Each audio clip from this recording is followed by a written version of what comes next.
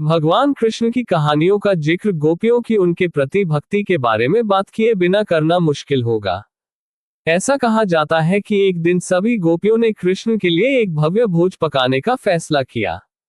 उन्होंने अपने घर के काम निपटाए और फिर अपने प्रिय कृष्ण के लिए उत्तम भोजन बनाने के लिए घंटों काम किया। घंटों प्रयास के बाद उन्होंने सभी व्यंजनों को अलंकृत बर्तनों में पैक किया और नंदराज भगवान कृष्ण के पिता के घर चल पड़े। जब वे घर में दाखिल हुए तो उन्होंने देखा कि मेज के चारों ओर मेहमान बैठे थे और बीच में कृष्ण बैठे थे, जिनके हाथ माता यशोदा धुलवा रही थी।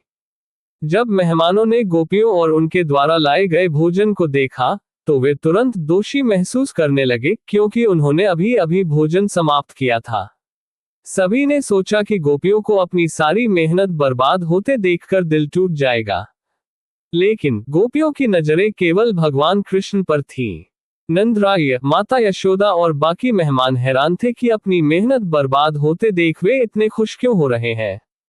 एक मेहमान ने हिम्मत करके गोपियों से उनकी खुशी का कारण पूछा।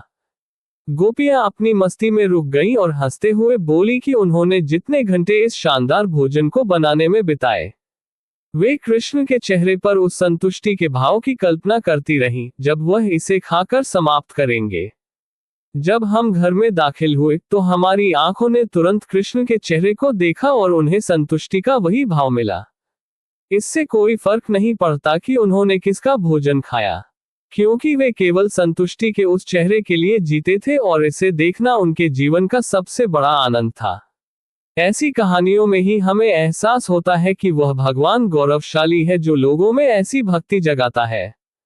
और वे गोपियां गौरवशाली थी जो अपने भगवान के प्रति ऐसी भक्ति करने में सक्षम थी।